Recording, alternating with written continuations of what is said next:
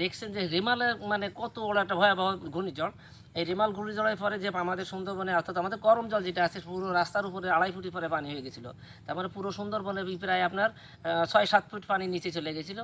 সুন্দরবনে যখন সব বন্যপ্রাণীগুলো থাকে সেগুলো অ্যাডাপ্টেশন থাকে, অর্থাৎ যে এই বন্যপ্রাণী হলে এই বন্যা হলে বা জলোচ্ছ্বাস হয় তখন তারা কিন্তু অন্তত টিকে থাকার জন্য ধরো বাঁকানো কোনো গাছ অথবা অন্য কোনো জায়গায় থাকতে পারে, এই ধরনের চিন্তা তারা করে।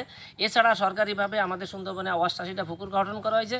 এই পুকুরের পাড়গুলো উঁচু করা হয়েছে এবং বেশ কিছু জায়গায় টিলা করে দেওয়া হয়েছে, যে টিলাতে এই দুর্যোগপূর্ণ অবস্থায় আমাদের এই মানে বন্যপ্রাণীগুলো থাকতে পারে।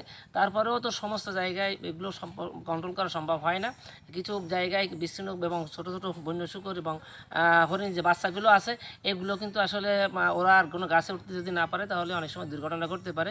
ইতিমধ্যে আমরা এই পর্যন্ত সংবাদ পাইছি যে দুটো হরিণ মারা গেছে, ভাসতে ভাসতে আমাদের এই কানাইনগর এলাকায় চলে আসছে এবং একটা বন্য শূকর মারা গেছে, সেটাও গেছে। আমরা সেগুলো উদ্ধার করার জন্য চেষ্টা করতেছি এবং আমরা খোঁজ নিচ্ছি এবং আমাদের কিছু সহযোগী সংগঠন আছে, সিপিজি এবং টাইগার টিম সহ, তারা আমাদেরকে সার্বিকভাবে সহযোগিতা করতেছে। আমাদের বনের ভিতরে যদি কোথাও থাকে সেভাবে আমরা বন বিভাগ তৎপর আছি, যে কোনো জায়গায় কোনো মৃতদেহ পাওয়া গেলে আমরা সঙ্গে সঙ্গে আমরা জানাবো এবং আমাদের কর্তৃপক্ষের অনুমতি সাপেক্ষে তাদেরকে মাটি চাপা দেওয়া হবে।